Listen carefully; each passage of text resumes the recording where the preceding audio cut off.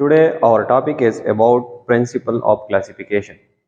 हमने बायोडाइवर्सिटी का chapter start किया था, उसमें हमने बेसिस ऑफ क्लासिफिकेशन भी पढ़े, एम्स ऑफ क्लासिफिकेशन भी पढ़े। आज हम ये पढ़ते हैं कि हम क्लासिफिकेशन किन उसूलों पर करते हैं। जब हम क्लासिफिकेशन करते हैं तो हम किन उसूलों को मद्देनज़र रखते हुए क्लासिफिकेशन करते हैं।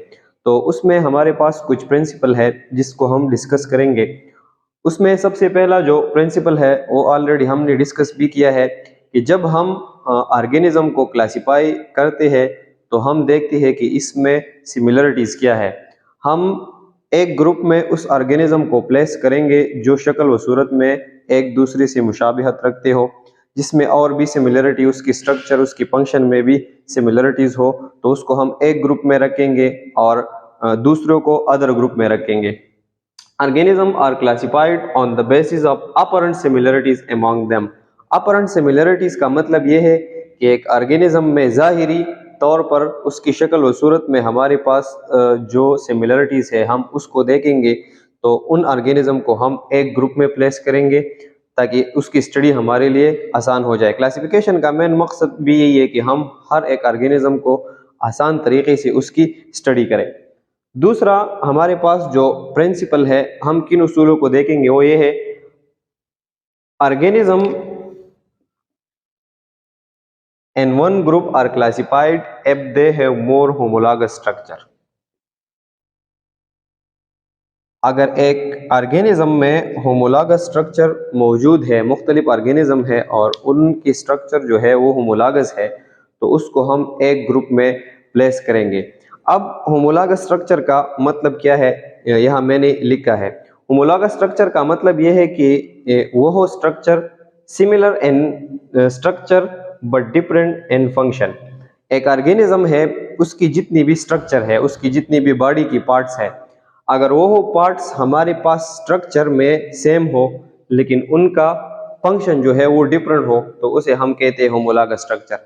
फॉर एग्जांपल, अगर आप देखें हमारे पास है एक बैट और दूसरा हमारा पास है ह्यूमन। बैट की जो विंग्स है अगर आप देखें तो वो उड़ने के लिए इस्तेमाल होते हैं, बैट अपनी विंग्स के थ्रू उड़ता है। ह्यूमन जो है ये अपने हाथों, जिसे हम विंग्स भी कहते हैं, अपने हाथों के थ्रू ये उड़ नहीं सकता। तो इन दोनों की जो पार्ट्स है, जो स्ट्रक्चर है, उसका फंक्शन जो है वो डिफरेंट है। दोनों अपनी इस ऑर्गन से, अपनी इस विंग से डिफरेंट फंक्शन जो है वो परफॉर्म कर रहे हैं। लेकिन अगर आप बैट और ह्यूमन की जो विंग्स है, अगर इसकी स्ट्रक्चर को देखें तो इनका स्ट्रक्चर सेम है। इसका स्ट्रक्चर कैसे सेम है, इसमें सेम नंबर ऑफ बोन है। इसमें जितनी हड्डियां है उतनी हड्डियां ह्यूमन की विंग्स में भी है। इसमें जितनी भी मसल्स है वो ह्यूमंस की विंग्स में भी है। इसमें जितनी नर्व्स है, इसमें जितनी सेल्स है, इसका जो कंप्लीट स्ट्रक्चर है वो एक दूसरे के साथ सेम है, लेकिन इसका फंक्शन जो है वो हमारे पास क्या है, डिफरेंट है। तो इसका ये मतलब है कि हम क्लासिफिकेशन में ये प्रिंसिपल देखेंगे कि एक ऑर्गेनिज्म जो है उसका स्ट्रक्चर एक दूसरे के साथ होमोलॉगस हो, तो उसको हम एक ही ग्रुप में प्लेस करेंगे। होमोलॉगस स्ट्रक्चर में हमारे साथ इस स्ट्रक्चर की फंक्शन के साथ हमारा कोई ताल्लुक नहीं होगा, हम सिर्फ देखेंगे कि इसका स्ट्रक्चर हमारे पास सेम होना चाहिए। ह्यूमन एंड कैट फीट, अगर आप देखें हमारे पास जो बिल्ली है और ह्यूमन है, इसका जो पाँव है, तो इसका भी हमारे पास फंक्शन जो है, ये काम इसका मुख्तलिफ है। हम अपने पाँव की थ्रू जो है चलते हैं। अगर आप देखें तो कैट जो है ये अपने पाँव की थ्रू दरख्तों पर भी चढ़ सकता है और इसकी थ्रू बहुत हाई स्पीड में रनिंग भी करता है। वो काम हम नहीं कर सकते जो कैट अपनी फीट पर करता है, अपने पाँव पर करता है। तो ह्यूमन और कैट की फीट का फंक्शन भी हमारे पास डिफरेंट है, लेकिन इन दोनों का स्ट्रक्चर भी हमारे पास सेम है। अगर आप ह्यूमन और कैट की फीट अगर आप देखें तो इसमें सेम नंबर ऑफ बोन्स है, सेम नंबर ऑफ मसल्स है, उसकी अटैचमेंट सब कुछ जो है हमारे पास बिल्कुल सेम है। तो हम ऑर्गेनिज्म की क्लासिफिकेशन के लिए जो बेस यूज करते हैं वो बेस हमारा क्या होगा कि वो स्ट्रक्चर हमारे पास होगा होमोलॉगस स्ट्रक्चर। इसकी बरअक्स हमारे पास एक स्ट्रक्चर ये है कि जिसको हम कहते हैं एनालॉगस स्ट्रक्चर।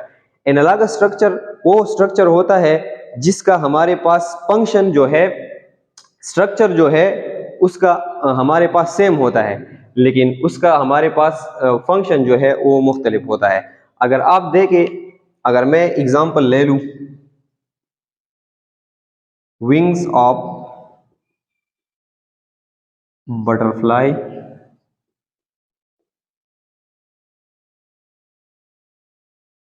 And bat.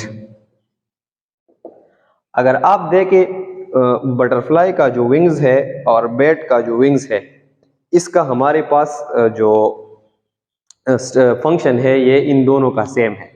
अगर आप देखें, बैट भी अपने विंग्स की थ्रू उड़ता है और बटरफ्लाई जो है ये भी अपनी विंग्स की थ्रू उड़ता है।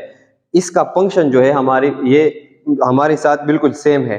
लेकिन अगर आप देखें तो बटरफ्लाई और बैट का जो विंग्स का स्ट्रक्चर है वो बिल्कुल मुख्तलिफ है। बैट के विंग्स के स्ट्रक्चर में हमारे पास बून मौजूद है, लेकिन बटरफ्लाई का जो विंग्स है वो बहुत ज्यादा सॉफ्ट होता है, उसमें बून्स नहीं होता। तो वो ऑर्गेनिज्म जो स्ट्रक्चर में सिमिलर नहीं होते लेकिन उनके फंक्शन सेम होते हैं, उसको हम एक ग्रुप में नहीं डाल सकते। हम एक ग्रुप में उस ऑर्गेनिज्म को डालेंगे जो हम जिनकी स्ट्रक्चर हमारे पास क्या होंगे, होमोलॉगस होंगे। हम एक ही ग्रुप में इन सारों को प्लेस कर सकते हैं। तो हम जो है क्लासिफिकेशन के लिए होमोलॉगस स्ट्रक्चर का प्रिंसिपल जो है हम यूज करते हैं। तीसरा जो हमारे पास प्रिंसिपल है, anatomical features and evolutionary history is also consider. अगर हम क्लासिफिकेशन करते हैं तो हम और क्या बातें देखेंगे, हम एनाटॉमिकल फीचर की ऑर्गेनिज्म को जब हम एक ग्रुप में प्लेस करते हैं तो हम देखेंगे कि इसकी स्ट्रक्चर की क्या खसूसियत है। एनाटॉमी हम किसे कहते हैं, हम इंटरनल स्ट्रक्चर को एनाटॉमी कहते हैं। तो हम देखेंगे कि इस ऑर्गेनिज्म का इंटरनल स्ट्रक्चर जो है उसमें कितनी सिमिलरिटीज है, वो खसूसियात भी हम देखेंगे। अगर ये एक ऑर्गेनिज्म की एक दूसरे के साथ सिमिलर हो तो उसको हम एक ग्रुप में प्लेस करेंगे। दूसरी बात हमारे पास है इवोल्यूशनरी हिस्ट्री। ये इवोल्यूशनरी जो हिस्ट्री है ये तो ठीक नहीं है, लेकिन फिर भी जो है ये बायोलॉजिस्ट इसको कंसिडर करते हैं। इवोल्यूशनरी हिस्ट्री का ये कॉन्सेप्ट है कि इन लोगों का ये बिलीव है कि ये जो ऑर्गेनिज्म है ये दूसरी ऑर्गेनिज्म से इवॉल्व होता है। एक ऑर्गेनिज्म में चेंजेस आती है और इससे दूसरा ऑर्गेनिज्म जो है ये पैदा होता है। अगर आप ये हम जितने भी क्लासिफिकेशन देखेंगे तो आप इसमें देखेंगे कि ये कहते हैं कि ये फलाना जो ग्रुप है ये फ्रीजेंट ग्रुप का एंसेस्टर है, इसका फादर है।